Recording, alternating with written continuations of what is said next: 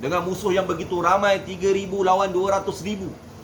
Namun demikian, keraguan itu berlaku sekejap sahaja. Beliau telah berkata kepada dirinya sendiri, wahai hati, apa lagi yang engkau rindukan sehingga menyebabkan engkau teragak-agak? Adakah kerana isteri, kalau begitu untuknya talak 3? Adakah kerana hamba-hamba, kalau begitu mereka semua dibebaskan? Adakah kerana kebun-kebun, kalau begitu kebun semua disedekahkan di jalan Allah? Selepas itu beliau membaca beberapa rangkap syair yang bermaksud, wahai hati, sesungguhnya engkau pasti akan mati. Yang kita kadang-kadang ragu, takut ni, tapi kita bagi semangat balik kat diri kita, kita bagi semangat kat kawan-kawan kita. Wahai hati, sesungguhnya engkau pasti akan mati. Sama ada engkau suka ataupun tidak suka. Engkau telah hidup dengan senang lenang begitu lama. Renungkanlah engkau hanya daripada setitis mani. Lihatlah orang-orang kafir datang menyerbu orang-orang Islam.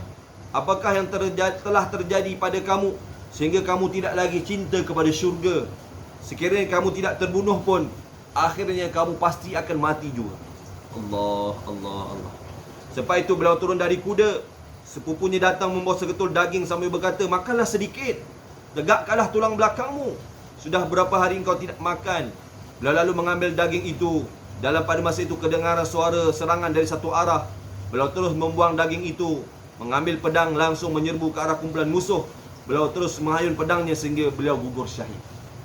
Siapa dia, tuan-tuan? Abdullah ibnu Rawahah, penghafaz Quran, ahli syair yang hebat dan panglima perang.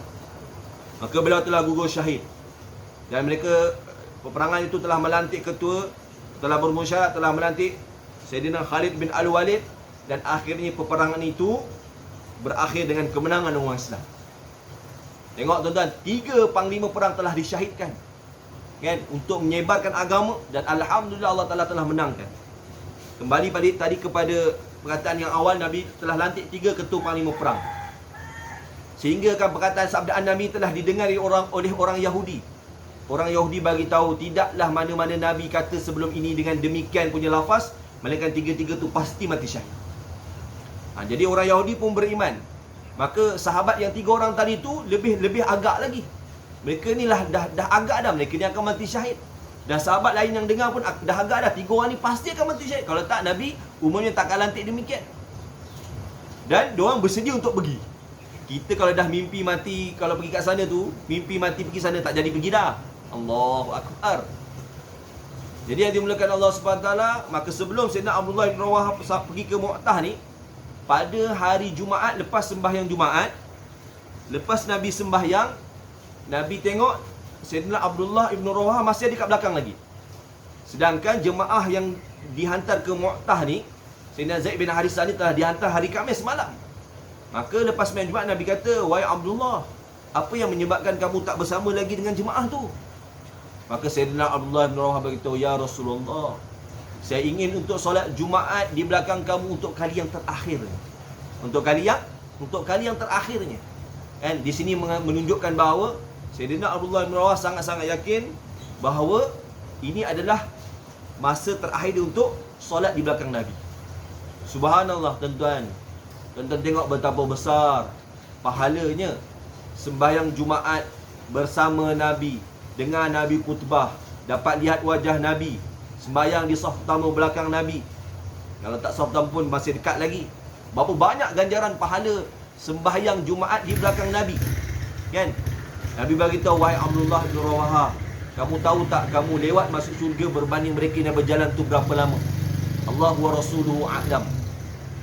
Nabi SAW bersabda, wahai Abdullah, kamu telah lewat bersama mereka setengah hari, maka kamu pun lewat masuk syurga setengah hari. Di sini dalil bagi tahu Sayyidina Abdullah bin Rawahah adalah ahli syurga. Dan kamu tahu tak, setengah hari lewat masuk syurga tu berapa lama? Setengah hari lewat masuk syurga tu adalah sejarak 500 tahun perjalanan. Subhanallah. Pergi lewat di keluar jalan Allah, dah lewat masuk syurga. Bukannya lewat sebab sibuk isteri, anak, harta kebun, tak. Lewat sebab nak sembahyang Jumaat di belakang Nabi untuk kali terakhir. Pergi, selesai. Dalam riwayat yang lain, satu ketika Sayyidina Abdullah bin Rawahah balik daripada majlis Nabi. Nabi duduk dalam majlis ceramah, nasihat, muzakarah. Nabi telah ceritakan tentang padang mahsyar, titian sirat, mizan dan sebagainya.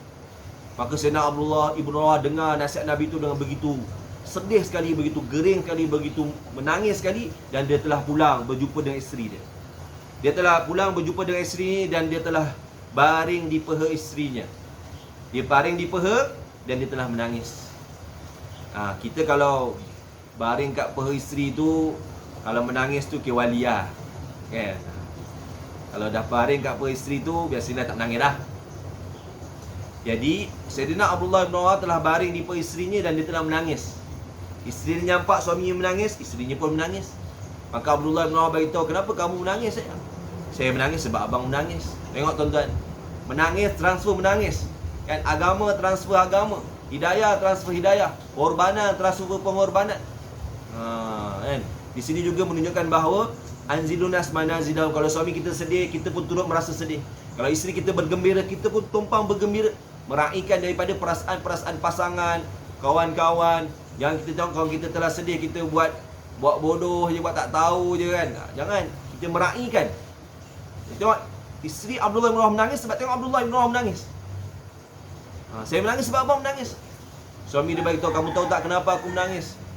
Aku menangis tadi kerana Nabi telah menceritakan tentang padang mahsyar, titian sirat, mizan dan sebagainya. Maka aku sangat yakin bahawa tak ada orang yang selamat dekat akhirat nanti. Tak ada orang selamat kat padang mahsyar nanti. Dengan begitu hebat amalan para sahabat ni, apabila Nabi memberi nasihat, mereka dengar nasihat tu, mereka kata apa? Aku yakin tak ada orang selamat kat padang mahsyar. Aku tak selamat, orang lain pun tak selamat. Kalau kita lah dengar tentang syurga, kita kata itu kita tu. Kita dengar tentang neraka, itu bukan kita tu. Itu sifat orang munafik, tuan-tuan. Sifat orang beriman, kita tentang syurga menangis juga. Ya Allah, saya ni tak layak masuk syurga, saya ni pendosa, maafkan saya, masukkanlah saya dalam syurga. Menangis. Cerita tentang neraka pun menangis juga. Ya Allah, saya dengan banyak dosa saya ni memang layak saya masuk api neraka. Ya Allah, ampunkanlah saya, maafkan saya, bebaskan dari api neraka. Saya tak tahan, saya tak mampu. Orang beriman ni ambil semua nasihat daripada Allah dan Nabi ni untuk diri sendiri. Bukan kata ni orang lain, ni orang lain. Orang lain tu orang munafik. Jadi kita ambil semua nasihat agama untuk diri saya.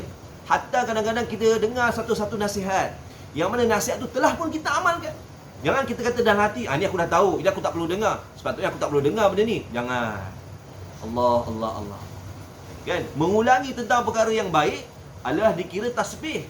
Tuan-tuan, tasbih zikir la ilaha illallah 1000 kali, subhanallah 1000 kali, selawat 1000 kali. Ada masalah tak? Tak ada masalah. Bahkan bagus, bahkan dituntut.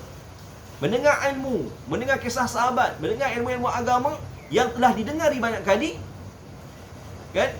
Dikira tasbih juga. Dengar dengan tawajuh. Apalagi orang dengar dengan kita rasa, aku dah amal belum? Ini kita kata kita dah pernah dengar, kita dah tahu, tapi adakah kita dah amal? Adakah kita dah amal? Kita belum amal lagi. Kalau kita dah amal pun kata, ya Allah, bagi saya taufik untuk istiqamah, ya Allah. Saya dah tahu benda tu, saya baru nak istiqamah, ya Allah, beri saya taufik untuk istiqamah.